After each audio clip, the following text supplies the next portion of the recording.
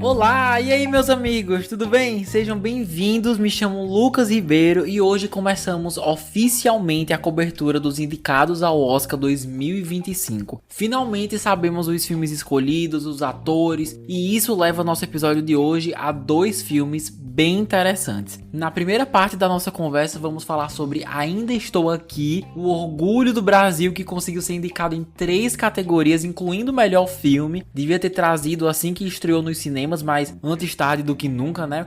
E na segunda parte teremos A Substância, também indicado em várias categorias. E também sendo um dos raros casos em que a academia reconhece e valoriza um filme de terror. Então temos bastante coisa para conversar hoje, avisando que teremos vários spoilers, tá bom? Estão avisados. E lembrando que na descrição do episódio vocês podem encontrar links de todos os podcasts que fizemos ao longo do ano passado, de filmes que acabaram sim sendo indicados. Tô falando de Wicked, Divertidamente 2, Gladiador 2, Duna Parte 2. Então, a quem interessar, só dá uma conferida. Bora começar então com a primeira parte, Ainda Estou Aqui, com a sinopse, né? Como sempre. Bora lá.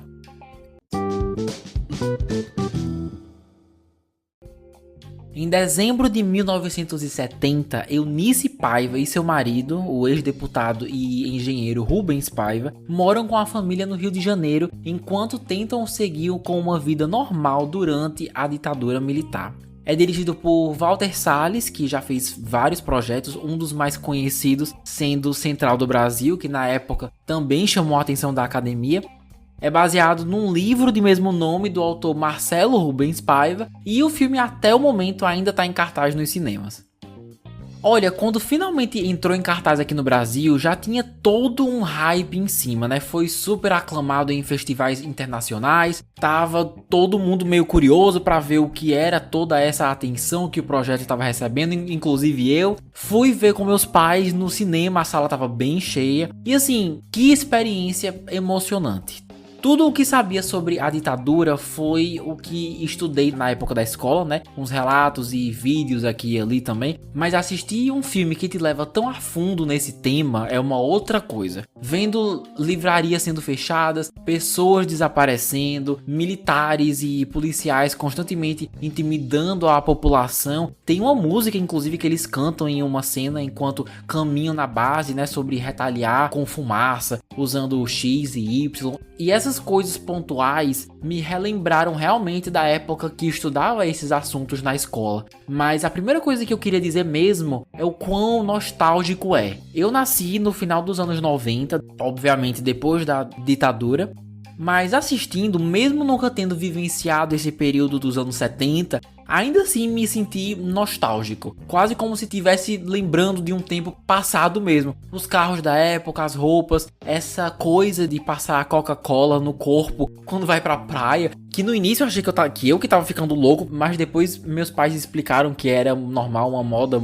na época muito comum e tudo mais. Mas uma coisa que foi muito nostálgica pra mim, mesmo nunca tendo ido pro Rio de Janeiro, foi bem no começo do filme, quando a gente vê a facilidade que as crianças tinham de sair da praia e ir direto pra casa. E a câmera acompanhando o menino até lá, sabe? Literalmente só fez atravessar a rua e chegou em casa. Isso me deu um gosto de infância por algum motivo, mas devem ser as lembranças da praia, a facilidade que muitas pessoas que moram próximo à praia têm, né? Mas essa liberdade de ir e vir a hora que quiser, de brincar na areia, tomar um banho de mar. Nossa, foi tão satisfatório de assistir, ainda mais vendo crianças fazendo isso. Me ajudou muito a entrar nessa ideia do nostálgico. Sabe o que mais me ajudou? Que eu não vejo pessoas comentando sobre isso o suficiente? A trilha sonora e também o instrumental desse filme são, assim, sensacionais. Tim Maia, Gal Costa, Os Mutantes, Caetano, Roberto Carlos, nossa, muito bom. Tem uma trilha instrumental que toca nos créditos e talvez durante o filme também, que é muito linda. É linda, mas também dramática e triste, e casa bem com a história. Então, a nostalgia não seria a mesma se a trilha sonora fosse diferente, definitivamente. Nota 10.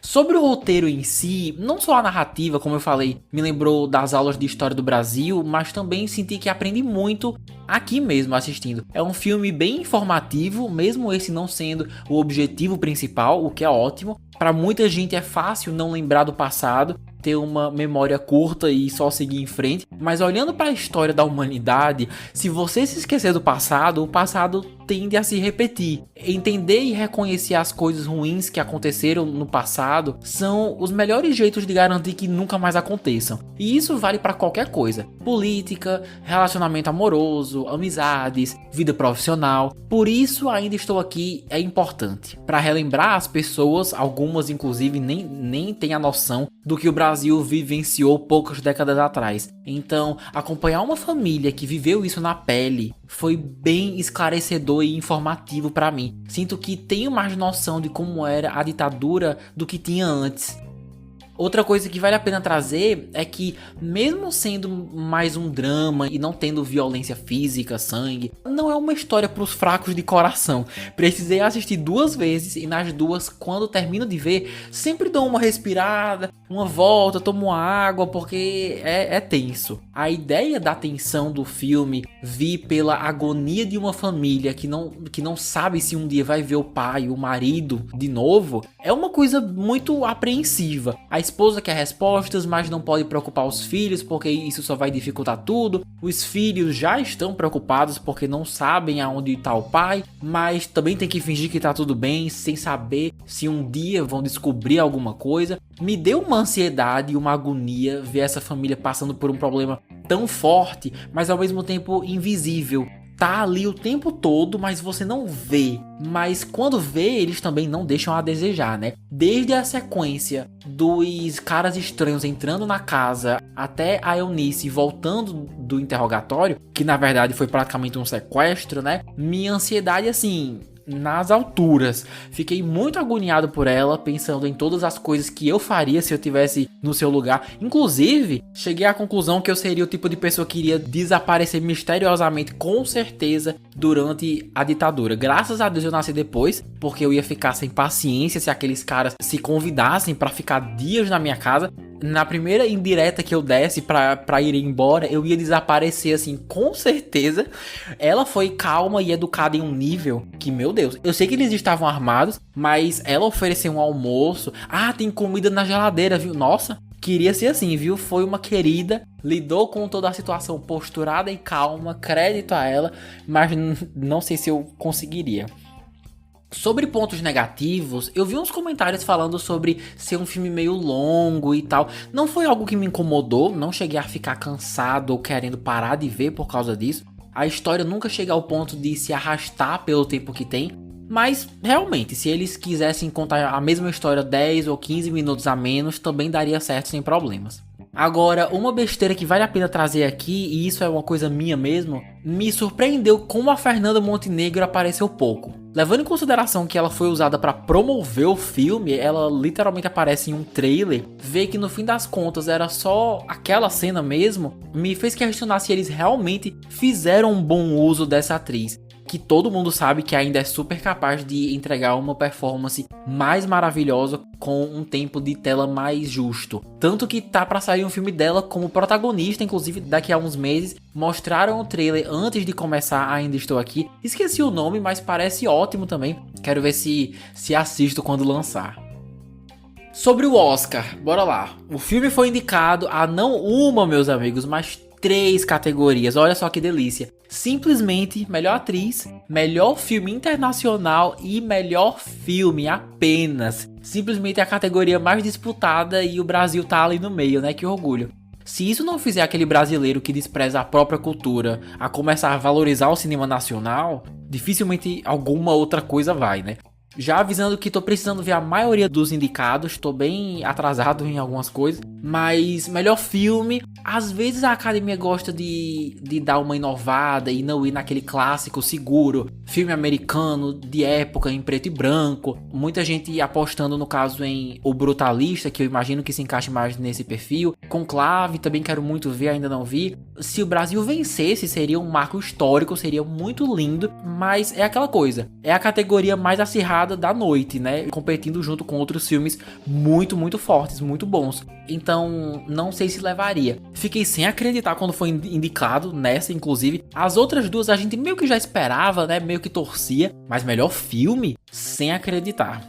Agora, sabe uma categoria que é quase certeza que ganha? Melhor filme internacional. Também não vi todos os indicados, confesso, mas a essa altura todo mundo sabe que tá entre quem? Ainda Estou Aqui e Emília Pérez. Mas o que acontece, que eu imagino que vocês já saibam. Mesmo Emília Pérez sendo bem aclamado pela academia até um dia desses, e também ter vencido várias premiações e tudo mais, as recentes polêmicas do filme, da atriz principal e do diretor, meu Deus, são tão ruins que com certeza vai afetar suas chances de ganhar algumas das indicações. Ou seja, Ainda Estou Aqui é o que mais tem chance de levar para casa, pelo menos nessa categoria.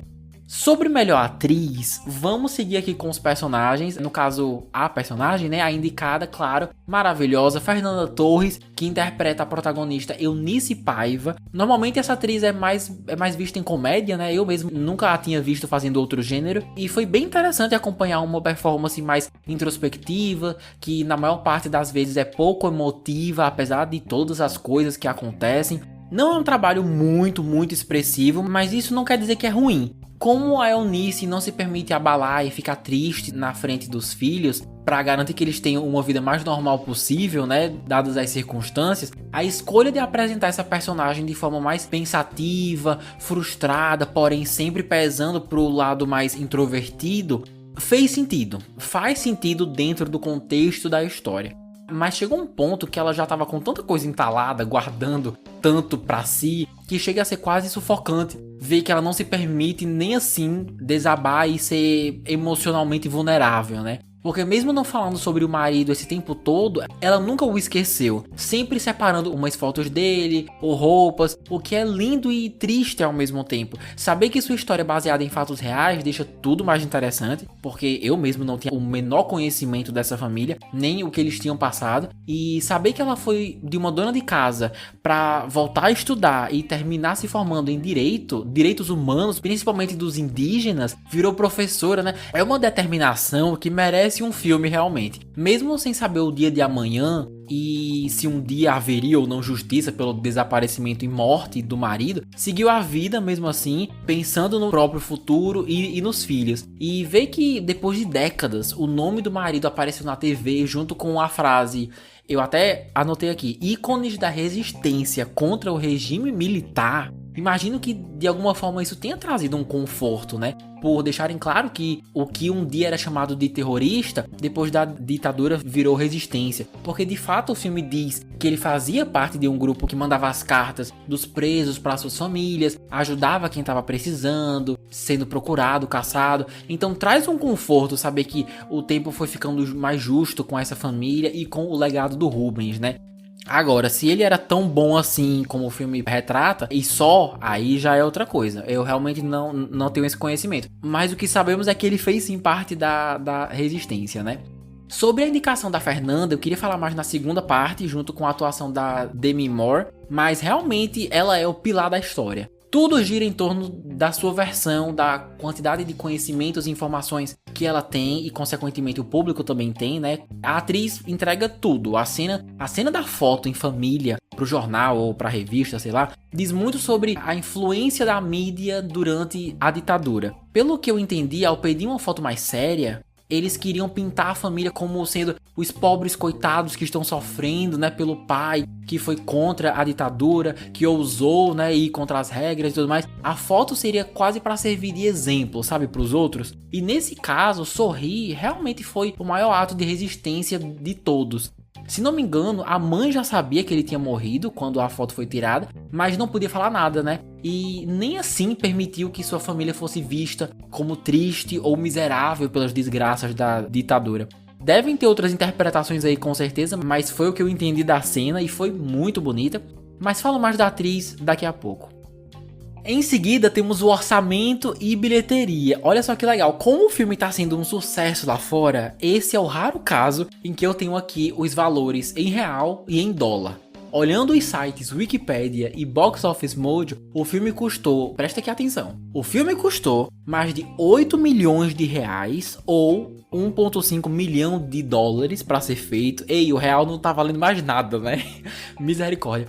E mundialmente arrecadou até agora uma média de mais de 91 milhões de reais ou 19 milhões de dólares. Ou seja, tudo isso para dizer o quê? Custou pouco e ainda assim tá arrecadando, que é uma beleza. Aquela coisa também de você ter um filme até então desconhecido por muitos, sendo indicado nas maiores categorias do Oscar, isso sozinho acaba sendo divulgação suficiente para muita gente, né, muitos cinéfilos quererem dar uma chance, né, o que é muito legal. Bom, no geral, Ainda Estou Aqui é um filme nacional excelente que merece o hype que tem sobre a história bem dolorosa do nosso país e que traz repercussões e perguntas sem respostas até hoje. Terminei de assistir me sentindo mais informado sobre o assunto e espero que muita gente tenha tido a mesma experiência. Não sei se é um filme divertido de se assistir, é um drama tenso, mas ainda assim entretém bastante e é muito bem feito, né? Tem uma trilha sonora ótima, com ótimas atuações, não só da Fernanda, mas de todo o elenco. Os filhos dela também merecem o crédito, o Selton Mello. E espero que produções assim continuem deixando as pessoas atentas e se lembrando do nosso passado e daqueles que vieram antes de nós. Tô torcendo bastante para ganhar pelo menos uma das indicações, mas eu confesso que não é meu filme favorito. Pessoalmente, filmes mais leves e menos políticos e mais divertidos, eu até ouso dizer, tendem a chamar mais a minha atenção. Mas recomendo bastante darem uma chance, caso alguém aí ainda não tenha conferido, porque vale a pena. Mas aos que já assistiram e já leram o livro, tá? Quero saber de vocês. Gostaram? O filme é fiel ao livro ou não? Podem mandar suas impressões do filme ou do podcast nas nossas redes sociais, estão todas na descrição. E assim vamos chegando ao final da primeira parte do episódio de hoje e logo em seguida começando a segunda, dessa vez sobre A Substância, escolhida por vocês, tá bom? Bora lá! Bom, a sinopse é a seguinte: uma mulher renomada por um programa de aeróbica enfrenta um golpe devastador quando seu chefe a demite. Em meio ao seu desespero, um laboratório lhe fornece uma substância que promete transformá-la em uma versão aprimorada de si mesma. É dirigido por uma francesa chamada Coralie Farget. Eu não sei falar sobre o nome dela. Eu vou chamar de Coralie, tá bom? É relativamente nova em Hollywood, dirigindo também um filme de 2018 chamado Vingança, que eu nunca ouvi falar, mas tá aí, né? E A Substância já está disponível no catálogo do serviço MUBI.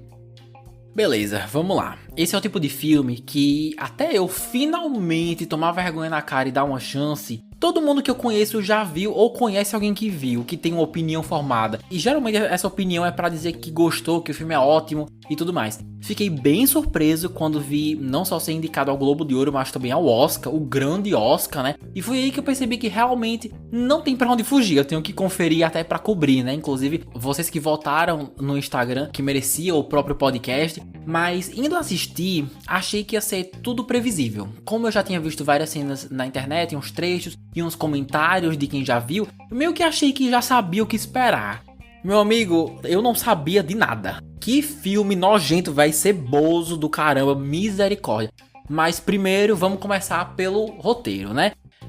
Já sabia que ia focar bastante na pressão social e estética das mulheres, ainda mais mulheres mais velhas, e isso realmente é muito interessante. Eu amo ver filmes sobre pautas sociais, pautas mais humanísticas, né, digamos assim, ainda mais direcionadas na indústria do entretenimento, e de fato é a primeira coisa que você percebe sobre a história. Essa coisa de que tem uma data de validade para as pessoas serem úteis, para elas terem um valor.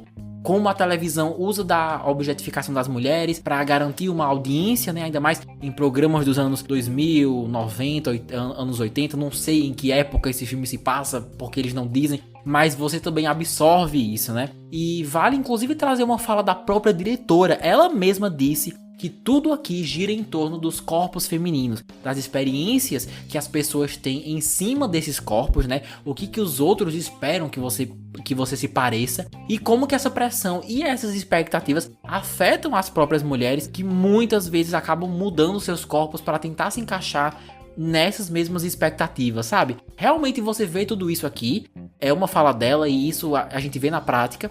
E deixa eu contar uma coisa pra vocês, esse é o tipo de comentário social que eu nunca vou enjoar de assistir. Pressão estética, o etarismo no entretenimento e como que isso afeta a saúde mental, são pautas que Hollywood principalmente devia constantemente estar trazendo, justamente por ela mesma ser uma indústria que há muitas décadas promove bastante isso. Então, só pela história estar disposta a falar sobre isso já me cativava como público. Ainda mais me colocando na posição de uma mulher de 50 anos, né? Coisa que eu dificilmente vou ter a oportunidade de presenciar se não for assistindo um filme. Agora, uma coisa bem legal que eu gostei muito, trabalhado em cima disso, é que dá pra ver, nem que seja um pouco, de como essas mulheres se sentem vistas e validadas quando estão dispostas a tentar atingir as expectativas dos outros. Quando estão dispostas a ser o que esperam que elas sejam, sabe? Digo isso porque em vários momentos, principalmente com a personagem Sue, a mais jovem, você vê a felicidade dela em ser elogiada, em ser amada, você vê no rosto dela, no sorriso, como é uma coisa genuína. Então é um outro aspecto desse tema que não me importaria deles mostrarem até mais. Como que uma realidade assim pode fazer uma pessoa se sentir sozinha, né, e desesperada por aprovação, por ser algo que dá pra confundir com amor, a vontade de se sentir amado e desejado, de se sentir bonito e visto, tudo muito, muito, muito atual, ainda mais com as nossas gerações tomando as redes sociais como realidade, né, de forma tão intensa, que tem tudo a ver com pressão estética, mesmo que a história não chegue a fazer essa ligação, essa associação. Agora, uma coisa que eu preciso comentar é a direção. Quanto mais eu penso no jeito que o filme foi filmado, mais percebo como a diretora é esperta. Sabe muito bem como usar do visual para contar uma história. Por exemplo, tem bastante nudez nesse filme, né? Inclusive, bem mais do que eu esperava. Mas a questão é essa, não é isso que torna a cena sexual. O contexto e o jeito como as cenas são filmadas fazem toda a diferença. Antes da Elizabeth tomar a substância, a gente fica um tempo ali olhando pra ela, pro corpo dela, e a câmera aponta umas coisas, umas partes do seu corpo que talvez a gente nem tivesse visto, mas que pra ela talvez fosse super uma insegurança, uma cicatriz, uma ruga, umas linhas de expressão, talvez alguma dobrinha, mas ali a cena do banheiro, né, é só ela se olhando. Tem nudez, mas não é algo sexual. Até porque eu não acho que ela se sente uma pessoa muito desejável ou bonita naquele momento. E tudo é filmado de um jeito que você tente ter essa mesma impressão que ela tem, ou pelo menos tente entender. E o mais interessante é que quando conhecemos a Sue, que representa o completo oposto, a direção também muda, né? Um monte de shots da bunda dela, a silhueta do corpo, a cintura, quadris, tudo é mais sexual, erótico. E assim, há quem diga, eu já vi pessoas falando isso, que essa hipersexualização vai na direção contrária da mensagem do filme. Mas eu discordo. É pra ser excessivo e pra objetificar o corpo da personagem, porque aonde quer que ela vai, é isso que as pessoas veem. Quando conversa com o vizinho, ou quando tá ficando com algum cara, durante todas as gravações do seu programa de ginástica. Se vocês repararem, a gente vê o que as pessoas veem nela, né? Quase sempre quem? Homens, né? Então, pra mim, tá tudo dentro da mensagem. Eu não acho que é nada contraditório. Então, essas e outras cenas são filmadas de formas bem interessantes, colocando o público numa posição que quase nos deixa como um participante da história em alguns momentos. E crédito a Coralie e sua equipe por isso, porque é uma direção bem esperta realmente. Sobre o terror, vale a pena falar sobre isso. Não é aquele terror que você vai ficar sem dormir à noite e que vai te deixar traumatizado pro resto da vida. Mas realmente faz parte do subgênero body horror, né? Aquele terror que traz uma distorção bem gráfica, focado no corpo do ser humano. As próteses das versões mais desfiguradas das personagens são excelentes. Falo mais disso na parte das indicações, mas no fim das contas é terror por se inclinar nessas partes, né? O desfigurado, monstruoso, psicodélico. Porque de resto, não tem nenhum jumpscare, você não se assusta com barulhos altos, nada pula na sua cara e graças a Deus, a ideia de trazer elementos de terror aqui, não para ser gratuito, mas para deixar os comentários sobre padrões de beleza mais complexos e assustadores, foi um jeito bem criativo de trazer esse tema. A única vez que eu não consegui assistir, que eu precisei fechar os olhos ou desviar o olhar, foi quando a Sue tava batendo a cara da Elizabeth ali contra o espelho do banheiro, sabe? Nossa, saiu tanto sangue e a câmera mostrando tudo, mas foi porque foi um pouco demais pra mim. Mas no geral, é um gênero que terminou casando bem com a história principal.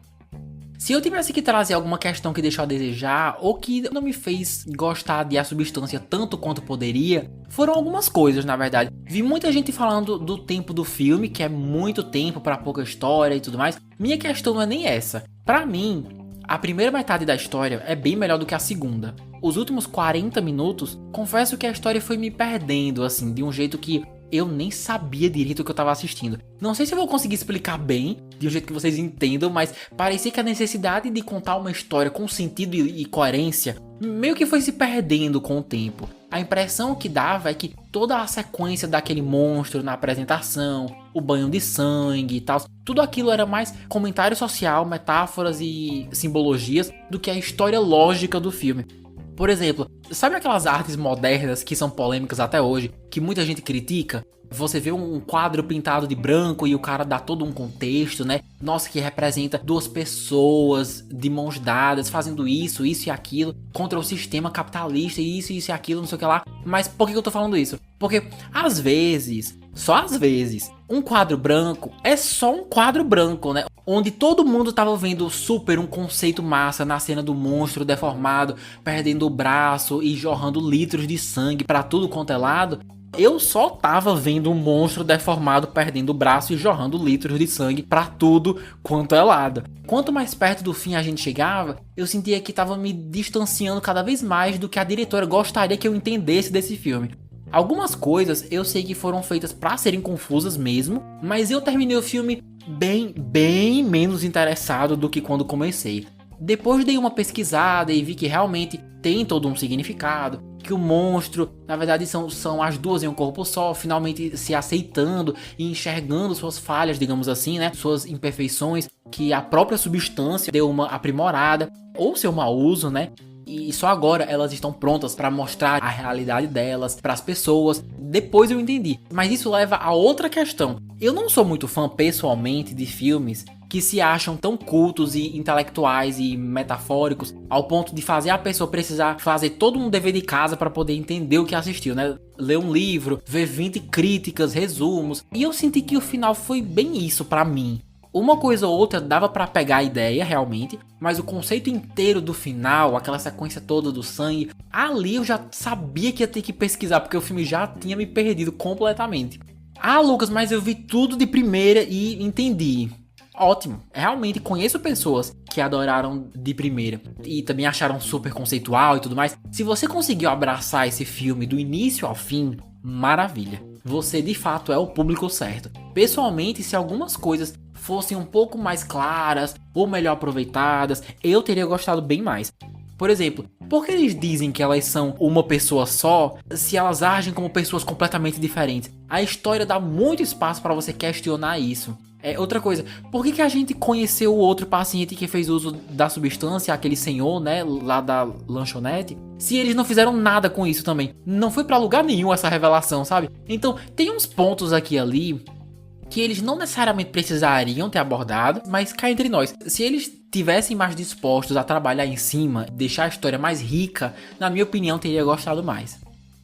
Agora, sobre o Oscar, A Substância foi indicado em 5 categorias: melhor filme, melhor direção, melhor roteiro original, melhor cabelo e maquiagem e melhor atriz. Então vamos lá, melhor filme, acho bem difícil. Como falei antes, tô longe de ter visto os maiores filmes, né? Tem até uns em cartaz, quero dar uma conferida nas próximas semanas, mas eu soube que Conclave e O Brutalista são apostas bem mais prováveis, com bem mais chances de vencer. Claro que o Oscar, vez ou outra, dá uma inovada, do nada, um filme aleatório ganha uma categoria que você não esperava, e isso já aconteceu, mas acho que dessa vez é o tipo de coisa que a produção do filme deve só ficar feliz por ter sido indicado, mas nunca se sabe. Em roteiro original, A Nora e o Brutalista também são fortes concorrentes. Não apostaria todas as minhas fichas aqui. Em melhor direção ou diretor, Coralie segue representando com a cota de ser a única mulher nessa categoria. Esse ano é ela. Para alguém que dirigiu poucos filmes, já está no radar da academia, é muito surpreendente. E confesso a vocês, repetindo, mesmo não tendo visto vários filmes indicados ainda, eu ia adorar se ela ganhasse. Apesar de não ter amado o rumo da história, como tenham dito, é uma direção bem inteligente, que sabe como dar vida a uma narrativa de um jeito visualmente bem legal. Por falar nisso, eu acho um crime esse filme não ter sido indicado em melhor fotografia. Nem comentei, inclusive, mas a estética me agrada bastante. Adoro filmes que são coloridos, bem vibrantes, às vezes quase beirando a uma estética fantasiosa, psicodélica mesmo. Toda vez que a gente passava por aquele corredor laranja, quero ver quem vai lembrar. No início eu achei legal, mas depois eu percebi que trabalhar em um lugar que você tem que passar todo dia por um corredor cor laranja, bem vibrante assim, na sua cara... Já pensaram na dor de cabeça que deve ser? Eu ia ter dor de cabeça todo santo dia, assim. Não sei se vocês pensam nesses detalhes quando vão assistir um filme, mas é o tipo de besteira que passa pela minha cabeça. Mas o que eu tô querendo dizer é que a fotografia definitivamente merecia um tipo de reconhecimento. E o fato da academia estar disposta a indicar a melhor filme, que é a mais disputada, mas não melhor fotografia, é no mínimo sem noção. Cabelo e maquiagem também, e adorar se ganhasse. O trabalho com as próteses é muito importante para a história, mas Nosferatu também está concorrendo, que eu imagino que também use de muita maquiagem e próteses, então não sei se leva e adorar se ganhasse. Agora, sobre melhor atriz, vou aproveitar o gancho e já começar a sessão dos personagens aqui, tá bom? Demi Moore foi indicada como melhor atriz, como a protagonista Elizabeth. Vou ser bem direto, acho que é o primeiro filme dela que eu assisto, sei que ela já fez vários filmes. Reconheço que ela é a parte essencial do projeto para que toda a questão do etarismo seja explorada. Você sente que ela está disposta a mostrar que tem utilidade para essa indústria que não a quer mais. Mas olha, para uma protagonista, ela tem pouquíssima coisa para fazer aqui. Sei que divide o tempo de tela com a sua versão mais jovem, mas pro tempo que o filme tem, ela só existe pra ser a mulher de 50 anos desesperada pra não ser esquecida. Foi interessante ver que o uso da substância na visão dela só fez com que ela ficasse ainda mais insatisfeita com o próprio corpo, por ter ali do lado dela, na casa dela, uma lembrança constante de que tem alguém mais perfeito, entre aspas, que as pessoas vão preferir mais. Minha parte preferida foi quando ela ficava voltando pro banheiro antes de ir pro encontro com aquele cara, por ficar se comparando com a Sue pelo outdoor gigante dela que tem na frente da janela da casa. Eu nunca torci tanto pra alguém sair de casa e ir pra um encontro na minha vida, como eu tava torcendo pra ela se encontrar com aquele cara, meu Deus. Eu acho que teria feito muito bem pra ela sair um pouco de casa. Acho que foi o mais perto que chegamos de entender mais suas nuances e frustrações. O roteiro podia ter feito mais com isso, mas acaba sendo a típica história da personagem que existe, na maior parte, mais para que as coisas aconteçam com ela do que ela mesma tentar fazer as coisas acontecerem. Eu entendo que faz parte da proposta da história, tem essa rixa entre a Elizabeth e a Sue, uma é mais ativa e outra mais passiva, mas não me importaria se ela fosse uma pessoa mais determinada. Acho que dava para manter as mesmas mensagens e ainda dar mais coisa para Elizabeth fazer.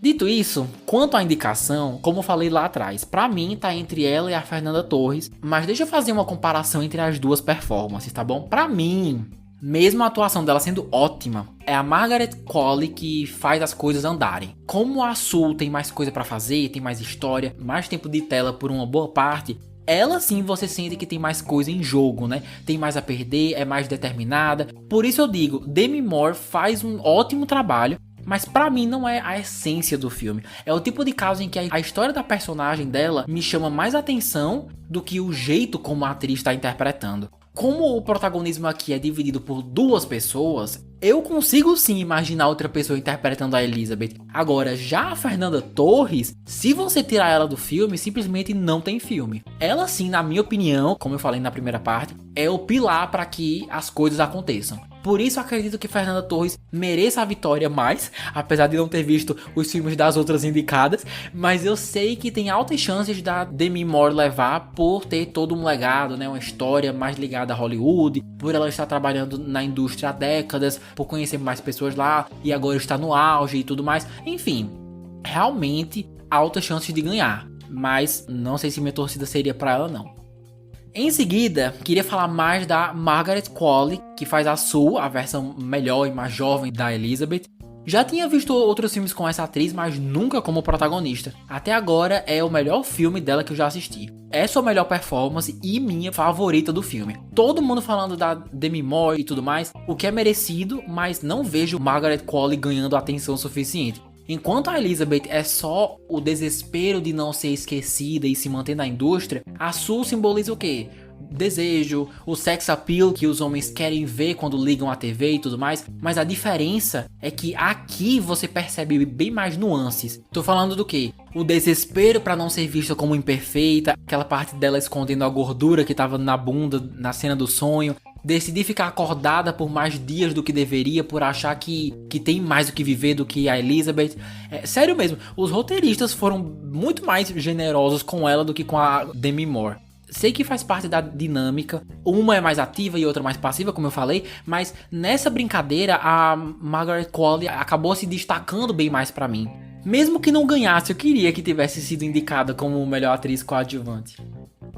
Meus amigos, eu tenho aqui o orçamento e bilheteria e vocês não vão acreditar como foi barato fazer esse filme. Fiquei chocado quando vi, porque olhando a Wikipedia e o site Box Office Mojo, a Substância custou mais de 17 milhões de dólares para ser feito. Para Hollywood isso não é nada, isso é uma moeda. Ainda estou aqui, é ainda mais barato, mas realmente isso, para os padrões de Hollywood, 17 milhões não é nada. E depois de um tempo em alguns cinemas, arrecadou mundialmente mais de 76 milhões de dólares. É aquilo que a gente vive conversando, né? E que a gente meio que conversou um pouco na primeira parte. O lado bom de fazer um filme de baixo orçamento é que não precisa esperar muito para o estúdio já começar a ver um lucro. E terror é o melhor gênero para se fazer isso. É um gênero muito barato e que todo ano a gente vê casos de filmes baratos e que ainda atraem pessoas para o cinema. Somando as indicações no Oscar, o baixo orçamento e o nível de qualidade que o filme é, e como tá gerando um lucro bom por causa disso, pode apostar que a diretora vai ser bem requisitada nos próximos anos. Resta saber o que ela quer fazer agora, né? Tô bem curioso aí pra saber qual é seu futuro. Olha, no geral, eu diria que a Substância merece o hype que tá tendo. Tem muito o que dizer sobre pressão estética nas mulheres, né? Pela indústria etarista do entretenimento. Tem momentos bem surpreendentes, assim, realmente não esperava, e grotescos. É esteticamente, visualmente muito bonito. Gostei bastante do trabalho da diretora, mas é um filme que tem meu coração até um certo ponto. Faltando uns 30, 40 minutos pra terminar, as coisas vão tomando uns rumos meio loucos e que acabou me perdendo em vários sentidos. Logicamente, emocionalmente. Eu vi que muita gente comparou com Black Mirror, que podia ser um episódio da série. Só não tem nada a ver com tecnologia futurística, né? Mas a ideia realmente lembra mesmo. Mas vale lembrar uma coisa. Nem todos os episódios de Black Mirror são bons, tá? Tem uns aí bem meia boca. No final, eu gostei de ter visto pro Oscar, né? Pra entender o hype, pra conversar aqui com vocês. Mas não sei se é meu filme favorito também entre os indicados desse ano. Me parece o tipo de filme pra ver com os amigos, pra comentar, pra rir ou pra só trocar uma ideia mesmo durante ou depois. E aos que não viram nos cinemas, tem no MUBI. Quem ainda não conferiu e quiser dar uma chance, vale a pena pra matar a curiosidade e entender o motivo das indicações. E pra quem já viu, concordam comigo? Discordam? Acharam um dos melhores filmes de 2024? Quem vai ganhar o Oscar de melhor atriz? Fernanda Torres? Demi Moore? Se estiverem ouvindo pelo YouTube, mandem seus comentários por lá. No Instagram estamos como @sessãoas6, no TikTok @podsessãoas6. Agradeceria bastante se mandassem esse episódio para quem vocês conhecem, que já viu esses filmes, que tá se atualizando com o Oscar e tá querendo trocar uma ideia, que ajudaria bastante. Mas dito isso, meus amigos, eu vou ficando por aqui. Essa foi a cobertura de Ainda Estou Aqui e A Substância. Espero que tenham gostado. Daqui a 15 dias espero conversar sobre os palpites de vocês dos indicados, quem vocês acham que vai ganhar. Então fiquem ligados nos stories do Instagram. Muito obrigado por terem escutado até aqui. Um beijo enorme e até mais.